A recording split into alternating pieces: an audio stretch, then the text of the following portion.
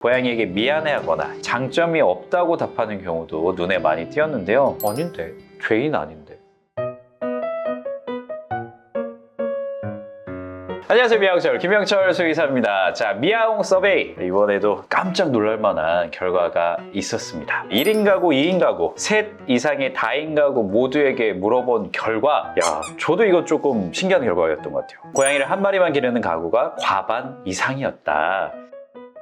이 부분이 저는 특히나 조금 신기했거든요. 3인 이상 가구이면서 외동묘 가정인 곳이 59%. 보호자가 되게 많은 상황인데도 오히려 외동묘인 경우가 압도적으로 높은 편이었다. 시작부터 너무 의외였던 이 미아홍 서베이, 무려 1418명의 대감님들께서 참여를 해주셨는데, 지금부터 그 결과 하나하나씩 살펴보도록 하겠습니다. 전체 응답자 1418명 중에 무려 581명, 41%가 셋 이상이 함께 살고 있는 가족 단위의 보호자들이셨는데요. 가구 형태 불문하고 외동묘를 기르는 가정이 57.7%로 높았었고요. 그리고 각 가구별로 이렇게 따져봤을 때도 과반 이상이 외동묘 가정이라고 답을 해주셨습니다. 집사가 여러 명의 가구라고 해서 꼭 고양이도 다묘는 아니었다라는 점을 알 수 있었습니다. 응답자 수 중에서 가장 많은 비율을 차지한 3인 이상 가구는 고양이와 함께 살면서 어떤 점이 좀 힘들었을까요? 어떻게 보면은 3인 이상 가구니까 어렵거나 힘든 점이 거의 없을 것 같은데, 그럼에도 불구하고 이런 부분을 조금 어려워한다 라는 답들이 있어서 여러분들께 소개를 드리려고 합니다. 이거 그럴 수 있어요. 돌봄 스타일이 다르다. 여러 명이서 케어를 하다 보니까 엄마 보호자, 아빠 보호자가 간식 주는 어떤 타이밍, 이런 부분들에 대해서도 분명히 차이가 있어서 좀 어려움으로 작용하는 것 같습니다. 그리고 그 뒤를 이었던 거는 특적인만 좋아해요. 두 번째로 힘든 점이다. 이건 근데 저는 오히려 약간 행복한 고민이라고 말씀을 드립니다. 보호자들은 애가 타지만 그만큼 고양이한테는 선택지가 다양하고 너무 만족스럽다. 그 다음은 청소 및 관리 분담 문제. 진짜 의외예요. 케어를 하는 사람들이 많다 보니까 청소나 관리하는 부분에 있어서 훨씬 수월할 거라고 우리가 생각을 하잖아요. 하지만 뭔가 책임이 조금씩 떠밀려 간다거나 특정인이 혼자서 다 맡아서 관리를 한다거나 이런 상황이 될 수도 있는 부분이 아닐까 생각이 돼요. 주관식 답변을 주신 분도 계셨는데, 이거는 저희 집도 있어요. 똑같아요. 특히 애기씨가 엄청 잘하는 겁니다. 각자 간식을 준다. 아이가 항상 처음 먹는 것처럼 한다. 이 용기가 보통이 아닙니다. 간식을 하나도 못 얻어 먹었을 때 표정으로 식탁 위에 올라가서 이렇게 야옹 야옹 막 이런 식으로 계속 막 졸졸졸. 다들 고양이를 독점하고 싶어요. 우리 집 고양이한테 가장 사랑받는 그 누군가가 되고 싶어하는 이 마음 내려놓으시면 모두가 편안해집니다. 집사가 여럿이라고 해서 무조건 돌봄 분담이 잘 되고 있는 게 아니다 라는 이 포인트도 특징적인데, 581명 중에서 87명만이 역할을 확실히 나눠서 분담하고 있다라고 답을 주셨고요. 49.8%, 절반 이상의 보호자들은 상황에 따라서 유동적이다, 좀 변동성이 꽤 있다라고 답을 주셨습니다. 경우에 따라서 변수가 많아짐으로 인해서 고양이가 혼란을 겪을 수도 있다. 보호자가 많다고 해서 자동으로 역할이 분담되는 것은 확실히 아닌 것 같아요. 의외로 33.8%가 혼자서 다 한다. 실질적으로 고양이 케어하는 부분은 1인 가구처럼 돌아가는 집이 많다라고 볼 수밖에 없는 부분이고요. 그래도 정말 많은 분들이 보호자가 여럿일 때 특별히 힘든 점이 없다라고 답을 해주셨는데요. 고양이가 허전함을 안 느낄 수 있을 것 같다. 내가 없어도 돌볼 사람이 있다는 것, 외출을 한다거나 아니면 잠깐의 여행을 가더라도 함께 돌봐줄 사람이 있으니까 이런 부분, 고양이가 집에 혼자 있는 시간도 적고 무슨 일이 있을 때 바로 대처 가능. 결국은 내가 무슨 일이 있을 때 대신해서 케어해줄 사람이 있다는 부분을 역시나 가장 큰 장점으로 꼽았습니다. 사실 근데 정말 힘에 부칠 거라고 생각되는 거는 1인 가구나 2인 가구 쪽인데요. 행동 상담을 하다 보면 보호자의 숫자가 적은 경우가 더 많기는 하거든요. 먼저 2인 가구의 이야기를 좀 들어봤습니다.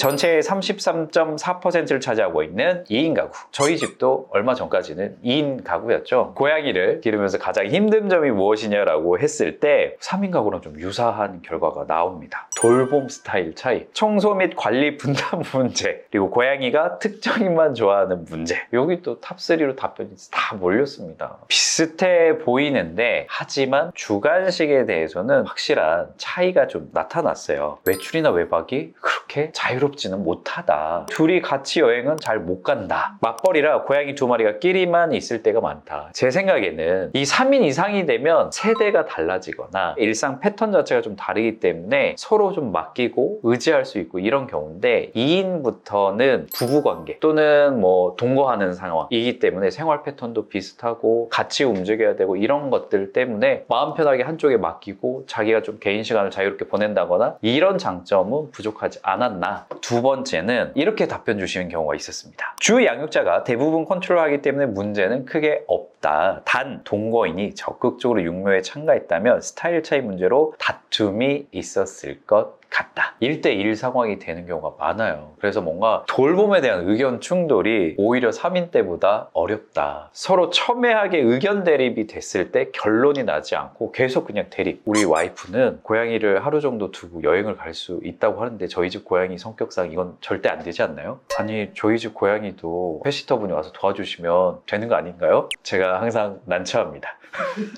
이영훈의 경우는 가장 힘든 점이 뭐였어요? 가끔 휴모님 옆에 가 있는 사모 애기씨? 야, 이 뭐 걱정이 가장 많을 것 같은 1인 가구인데요. 좀 흥미로운 부분이 있습니다. 고양이와 함께한 시간이 2년 이하인 초보 집사 중 어떤 가구가 좀 많을까라는 부분을 살펴봤는데 2인 가구, 그리고 3인 가구, 1인 가구 순서로 초보 집사가 많았어요. 자, 2인 가구 같은 경우에는 저처럼 안정감을 기반으로 해서 고양이 입양을 결심하는 경우가 많을 거라고 어느 정도 추측이 가능했는데요. 놀라운 건 1인 가구 초보 집사 비율입니다. 3인 가구와 거의 비슷했어요. 이거는 혼자 살아도 과감하게 고양이를 반려해야겠다라고 결심하는 보호자분들이 많다라는 의미가 될 수 있을 것 같고요. 특히 이런 경우 저는 엄청 많이 봅니다. 제가 독립만 하면 고양이를 반려하도록 하겠습니다. 입양하겠습니다. 라고 말씀하시는 분들, 이런 경우가 꽤 많은 비율을 차지하고 있지 않을까. 그리고 이 힘든 점도 어느 정도 예측이 가능했어요. 외출, 여행 너무 어려워. 이게 38.1%. 놀이와 돌봄 시간이 부족한 것 같다. 내가 아플 때 돌봄이 어렵다. 아무래도 고양이를 돌보는 데 있어서 내가 어떤 직업인지 그리고 내가 어떤 라이프 스타일을 가지고 있는지 때문에 직면하게 되는 상황이잖아요. 그래서 이런 부분에 대해서도 훨씬 더 크게 체감을 하고 계시는 것 같습니다. 1인 가구라고 해서 근데 무조건 외롭고 더 좋지 않은 환경이라고 할 수는 없습니다. 그만큼 집사가 루틴의 생활을 좀 지켜주고 충분한 놀이 시간, 충분한 환경 풍부화를 통해서 안정감을 제공할 수 있다라고 하면 남부럽지 않게 잘 케어를 하실 수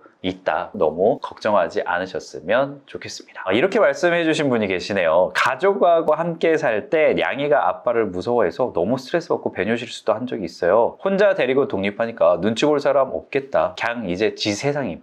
이런 경우도 있네 생각해보니까. 오히려 독립을 하고 난 이후에 이 고양이가 훨씬 더 안정감을 느끼고 편안하게 집에서 여포가 되는 상황을 보실 수도 있습니다. 이게 또 여러 가지 힘든 점이 있지만 1인 가구의 최대 장점 맞나요? 고양이의 사랑을 독차지할 수 있다. 고양이를 좋아하는 분들의 특징인가 봐요.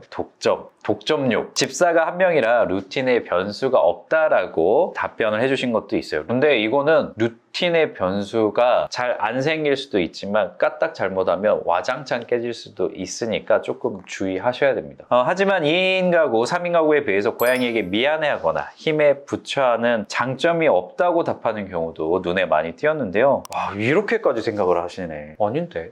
죄인 아닌데. 죄책감을 느끼실 필요는 전혀 없을 것 같고요. 이 죄책감이 너무 크다라고 하면 반려인을 만드시면 모든 게 한 번에 해결됩니다. 여기까지 각 가구별 고충을 좀 살펴봤는데요. 또 하나 눈에 띄는 점이 있었습니다. 이 모든 가구에 대해서 공통 질문으로 고양이와 함께하는 시간 그리고 하루의 놀이 시간도 여쭤봤는데요. 8시간 이상 길게 고양이와 시간을 보내는 것은 3인 가구가 가장 높았고요. 24.2% 12%로 1인 가구가 가장 낮게 나타나긴 했습니다. 그래서 보호자 수와 고양이가 보호자와 함께하는 시간은 어느 정도 정비례할 수밖에 없는 부분이구나 라는 것을 좀 알 수 있었고요. 자, 그렇다면 보호자가 적을수록 놀이 시간도 그만큼 줄어드는 걸까? 라고 생각할 수 있지만 결과는 그렇지는 않았습니다. 놀이를 거의 안 함이라고 응답한 1인 가구가 12.6%, 3인 가구가 11.5%. 같이 보내는 시간이 가장 길었던 건 3인 가구인데 오히려 놀이 시간이 그만큼 늘어나지는 않았다. 그래서